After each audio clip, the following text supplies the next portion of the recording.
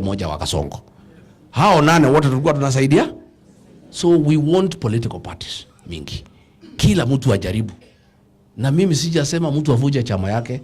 No, mimi nasema kila mtu aingie DCP. Si ndio mimi nasema? And I'm doing it daily. Mpaka leo si niko na nyinyi. Niko na watu wengine.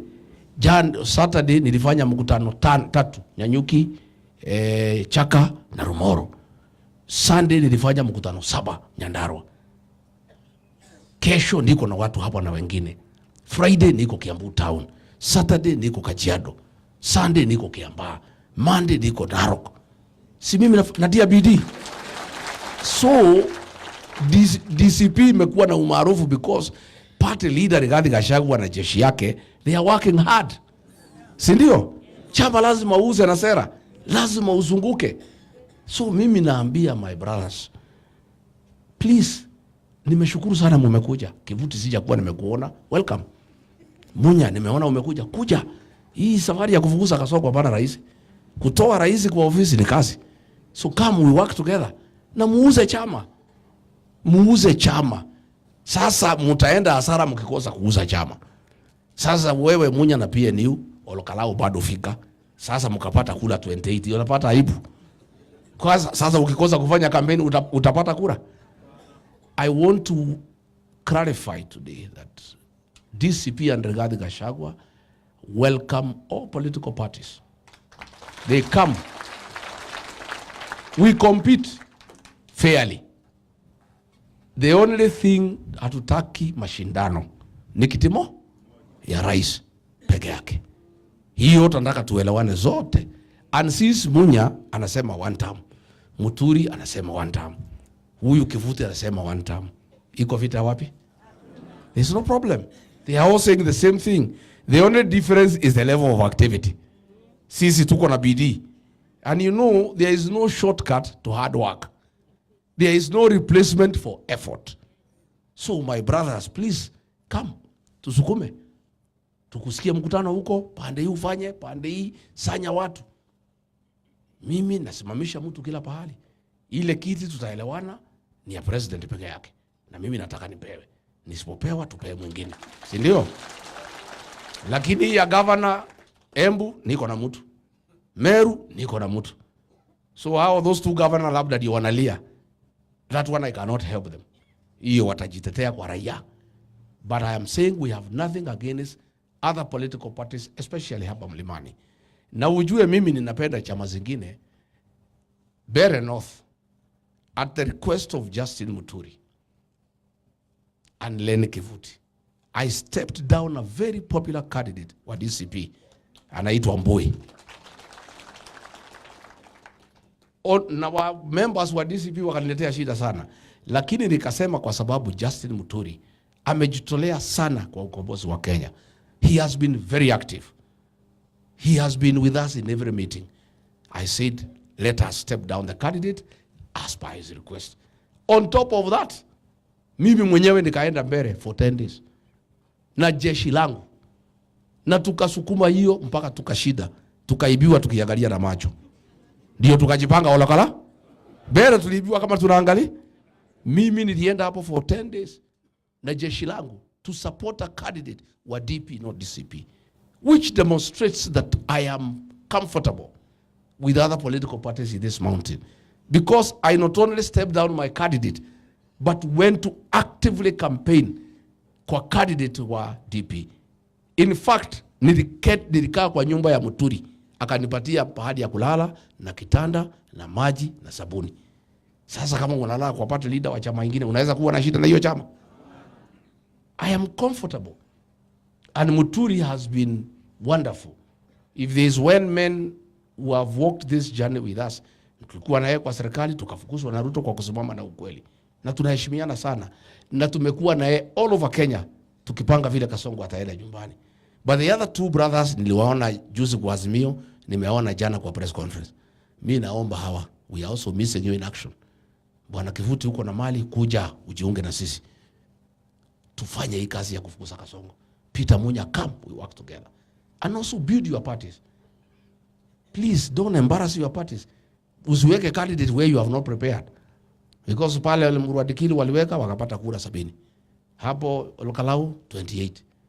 Sasa wanaanza kulia DCP na tunyanyasa. Sasa CDP tunauza kila siku. We want all parties to be strong. Our sister mother, wonderful iron lady, we respect her. Na kwa hii kazi amejitolea na tunamheshimu na chama yake. And we encourage all these parties. Ijiuze. Lakini that does not mean ati sisi tuache kuuza yetu tuangoje. Si sasa kila mtu auza yake. Mimi niuze chama gani? Mimi nitauza chama kingine kweli? Kila mtu nauza chama yake. And there is no problem. In fact, I'll talk to Muturi. Alike vyama zote ile iko hapa Mlimani wale tunasema one time. Tuongee tukubaliane how do we work? Kwa sababu sana mambo ya kuchunga kura. We need as many agents as practically possible. Mambo ya voter turnout ya kufukuza kasongo. When we have many candidates from many political parties within a mountain, itafanya kazi yetu ikuwe rahisi. Kwa hivyo mimi am for many parties na sina shida, lakini lazima niuze yangu. Hata hawa kama wanasema mimi nasema DCP ndio chama ya maarufu Mlimani, hakuna mtu nimezuia. Hata yeye asimame aseme chama ya PNU ndio yenye kusema katika si wewe useme tu. Si nilikuwa Meru siku 5. Si nimeondoka. Si na wewe unifuate. Kila mtu auze chama yake. Msiku watu ya kulalamika tu kwa press conference. Hii vyama hawezi jengwa kwa mahoteli. Na unajua mimi nimeambia hawa kila mtu walitaka tushinde mikutano Nairobi. Our co-principals. I said no, I'm against that. Kila mtu aende pahali ako na umaarufu. Amobilize watu yake. Mimi nifanye. Kalonzo afanye. Matiang'i afanye. Martha afanye. Wamalwa afanye. Sifuna afanye. Tukimobilize watu wote si basi tuketi. Na hakuna haraka. I want to tell the people of Kenya, there is no hurry to arrive at a single presidential candidate. We have time. First things first. How do you choose a candidate before you consolidate? We also need to sit down to kiambua ni nani. We look at the level of consolidation because that will be a factor. What have you consolidated? What are the numbers? Then tuongee for the comfort of the people of Kenya, because I can see the people are concerned about the naming of a single presidential candidate. In 2002, Mwai Kibaki was named as the flag bearer of the opposition on 14th of October 2002, when the elections were 27th of December the same year. 2 months, 13 days apart. 73 days apart. Sisi tuko na zaidi ya mwaka moja. There's no hurry. Mimi am consulting na mumekuja hapa kuconsult na mimi. Mimi naendelea kuuza chama. I'll be going to Kajiado, I'll be going to Narok, niko Nairobi, niko kila pahali. Then once we kila mtu akiwa comfortable, then we sit. I am not yet comfortable. I have not finalized consolidation of what I think I can consolidate. Once I do, then I'll say mimi niko tayari. Whoever else has consolidated, we sit and talk. Whoever else has consolidated, we sit and talk. So sisi mambo ya coalition for now, no. We are on consolidation. Political mobilization and consolidation is the first step towards attaining government. You cannot be a president before you first consolidate your vote. So sisi kama DCP, our priority for now is consultations to agree on the way forward and consolidation. Once tumemaliza consolidation, tuongee. I told my cousin Kalonzo Musyoka, consolidate. We talk. I was with Sifuna the other day, nikamwambia young man, naona unajaribu kwenda consolidate, tuongee. I was with Babu Owino, namwambia kwenda consolidate, tuongee. So how do we talk with the people who have not consolidated anything? Sasa wewe kama unakuja peke yako kwa mkutano na hii ni siasa ya kutafuta urais, utaongea na nani? Wewe uko peke yako unatembea kama miti. You are alone. Ati you order masukumuso ati kwa hoteli. How do you talk to somebody ana watu? Sisi nakwambia wewe enda sanya watu. Then tukuje kwa meza tuanze kuketi. But mimi, I want to encourage all political parties. And I'll ask Justin Muturi, convene all of us. Vyama vya hapa Mlimani. Kwanza tuongee mambo ya protection of the vote. Because hii Kasongo alituibia Mbere, alituibia Malava, alituibia pahali ingine. Lazima tuchunge kura yetu. Na nimeona huyo kijana ya Ruto akisema ati tusichunge kura. Sasa mimi nauliza kura ni yake? Sasa hapa kwangu nikitaka kuweka watchman, kuna mtu anaweza kuniuliza? Ati kwa sababu iko police station iko Kiamariga, ati mko mnasema wewe utalindwa na serikali usiweke watchman kwako. Hau.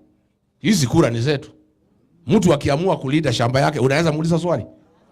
Sisi tukipiga kura tuamue kulinda iko makosa?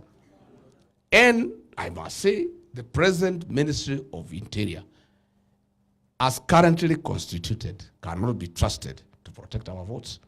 So we must protect them because walituibia Mbere tukiona na ni polisi walituibia. Malava ilibiwa na polisi. How can you entrust a hyena with your goats? Yeah? Ati chui ati mwambie kuchukie buzi zako. Si itakuliwa? We cannot trust the Ministry of Interior to protect our votes. And that matter is even over. We have already given political direction. Kura itapigwa na ilindwe. Hiyo maneno imeisha. Sasa wanabweka huko, msilinde, hiyo ni kuongea unaongea. The matter is already decided na arrangements zinaendelea. Vijana watajipanga kulichunga kura kwa sababu itakuwa namna hiyo. Mimi niseme nikimalizia kwa sababu nataka tuongee mambo ya nyumbani. Hii maneno ya goonism. Rais alisema imeisha. Minister akasema imeisha. Weekend kulikuwa na bash hapo Ngong Road. Goons wanangoja. Na wameongea na polisi, nyinyi tuko kazini. Keep off. Watu wakitoka bash wananyolewa saa, simu na pesa. 2 hours. Police have kept away because police and goons work together. Goons naambia polisi tuko pale kazi, tutakuja kugawa pesa 50-50. That is what is happening. Goons are working, police keep off, they rob money from the people of Kenya, they share with the police. Police and goons are the same. And that is the problem we are having in this country. Na ndio nisema hata watalii wakuwe careful, investors wakuwe careful.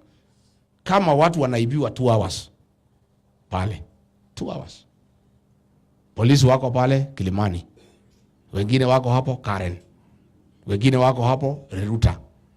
But wameona na goons, wameambiwa tuko kazi for 2 hours. Sisi tutatuma message, tukimaliza mkibia haraka mjifanye mmekuja kuchunguza. Alafu wanakutana wanagawa pesa. That is what is happening. And there is also a lot of cover up. There is a lot of cover up. Kama hii mauaji imefanyika juzi, hebu nipatie simu yangu. Iko polisi wamenitafuta pale Kikuyu police station. Unajua hii watu wanakasirika, mimi niko na information.